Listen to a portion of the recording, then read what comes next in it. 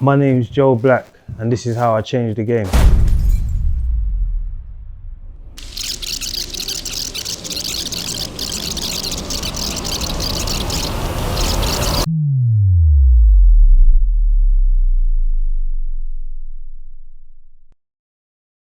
Life before I started to write music or rap music, I've always been a fan of music, so the art of like music and performing music, if you could say, that has always been in me. At my local adventure playground / youth club, we used to have a music room where there was decks, like two turntables and a mic, and we used to try and emulate the people at the time that were the cultural in people, like Heartless Crew, Pay As You Go, Soul Solid. And I went to prison at a young age. You know, in prison you got a lot of time, and I really started actually listening to the music and listening to a lot of like East Coast rap. When I first went to prison, there weren't TVs in your cells and that, so reading was something that we did a lot, and Source magazine was a magazine that was popular. It was an American hip hop magazine, and every issue there used to be like a article where they will break down a verse from somebody, like I forgot what it was called, but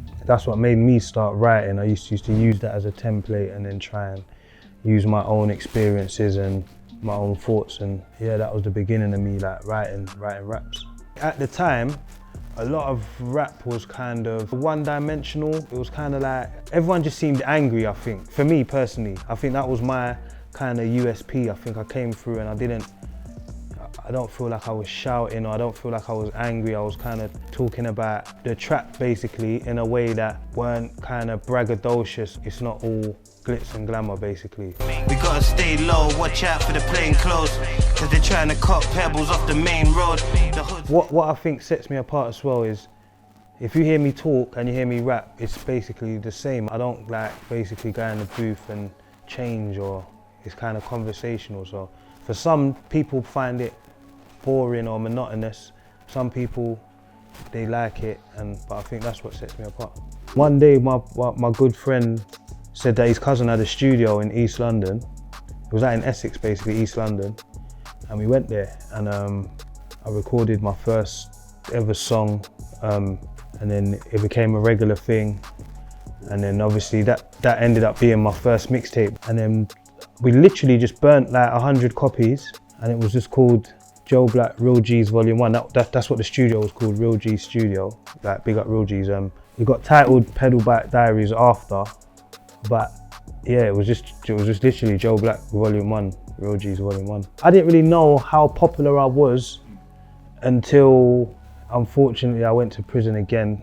While I was in prison, people were coming to the jail, and that's when I started realizing, because there was people coming to the jail that were not from my area, and basically were following my music or knew of my music or knew who I was.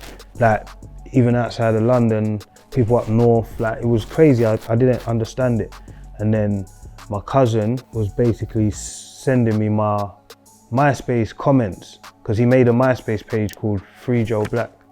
And then people were commenting in it, and then he's sending me these letters, and I'm thinking that it's like 10 pages of just a pic, like, you know, you see the person's profile, their name, and then the message. I'm just thinking, what is this? It's the same message 100 times, Free Joe Black, Free Joe Black. But then when he explained it to me, these are like, basically this is your MySpace profile. You got thousands of people on your page, and they're following, and we've uploaded your old music, and people are listening to it and whatnot.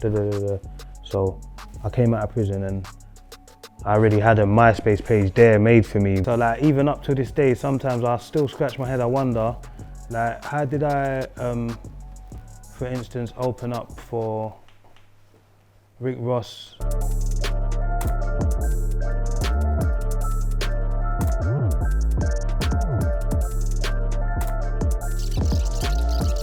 Before we start, let me give you a little introduction.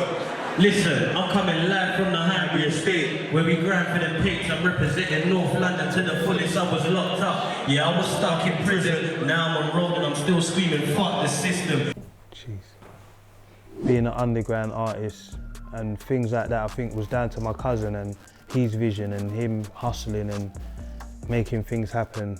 I just kind of said, you know what, all right, you be the Dame Dash, I'll be the Jay-Z, I'm just gonna rap, you handle everything, and I'll do what I do, you do what you do. The day I've come out of prison, I think that's when Benny Banks done his Fire in the Booth. Through Benny, I've got in contact with Charlie Sloth. I've gone up there a week later, I've done my Fire in the Booth. I go hard for the flow, that's why they label me the star of the show. I mastered the flow, still moving bricks every month, still hitting up, still flipping the grub. If talk the issue, I'm still lifting him up. I'm never switching it up, I still spit for the slums. Benny was here, he was saying that first time he met you, like, you told him to rap for him, but you couldn't rap at that point. So you just like, it was like, you drove off. I remember being like 18 and in a calf one day and he drove past. It was the first time I see him. I think that was like the first like famous sort of person I ever seen in it. So obviously I left my food, I ran out the calf, I ran up to my man, I'm like, I want to rap, I want to be a rapper. I want to rap with you. My man said spit some bars and I didn't know how to rap.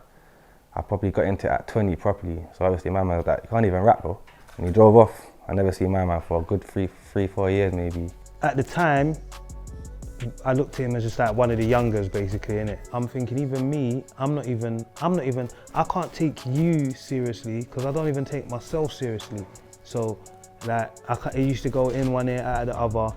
Then we re-met at Westies. While I was in prison, obviously Banks and Squeaks was making a lot of songs together. Through social media, I think people were gravitating to like the three of us, especially when we were on a track together. So yeah, we just gave them what they want, and then we started. Obviously, people started calling us the trio. For a period of time, I think we were like one of, if not the hottest thing in the streets. Yeah, so I met up with Kay and we built up a relationship, and that's why I made Realionaire, which I think was my most well-received mixtape. This is the first time ever that I've basically had 24/7 access to a studio, but we didn't have no engineer. This story is mad. Let me tell you how mad this story is. I basically recorded that mixtape myself. I was the studio engineer. I used to press record, run into the booth, all the solo songs I used to record my own bits. It took about 2 weeks to make that mixtape. I used to, every night, might invite a few people to the studio, and it was kind of like meant to be like a Joe Black and Friends mixtape, because most of the songs have got a feature on it, and Usual Suspects was obviously a part of that mixtape. I remember when I never had no lunch money. Then I went out of town and got that crunch money. Little fraud money, focus, Ford money. Then the pussy old feds took it all from me. So I started from scratch, built a new strip, made the youngest graft in the flats. I just sat back, flipped and went hard on the tracks. Be honest with yourself, fam, who's harder than blacks? The video kind of propelled it, because it was another video, I think. I don't think there was videos like that at the time, where we're just driving and there's just shots of us driving, and big up Capone.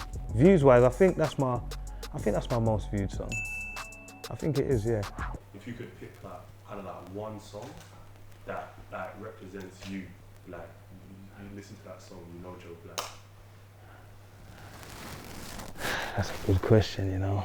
Have a think about it, like, you don't think that. No, I know what song it is. That's the worst thing. I know exactly, when you say I know exactly what song it is, I'm just thinking why it is that. There's a song I got, it's on one of my mixtapes called King of the Underground 2.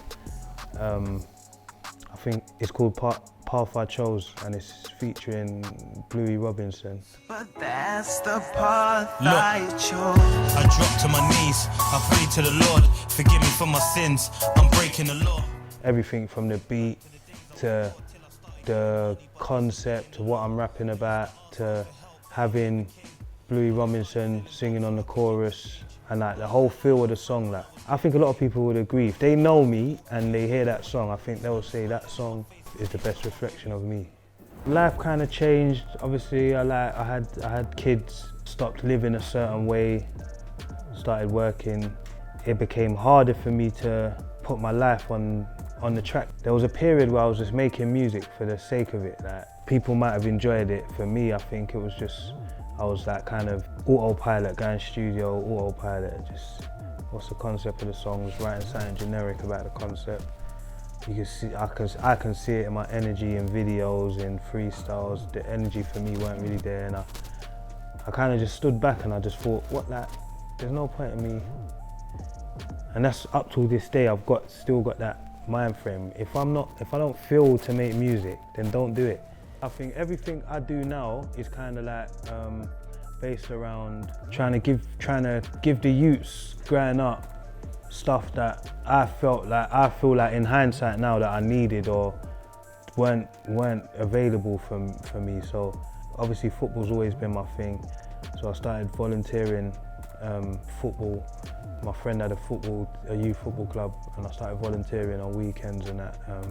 Long story short, basically broke away with the team I was coaching, formed my own club, and yeah, just been growing that. Players have gone on from my club to play for like professional academies and higher level football, and that eventually led to me getting an opportunity to kind of like work in the professional football game, which I'm still doing up to this day.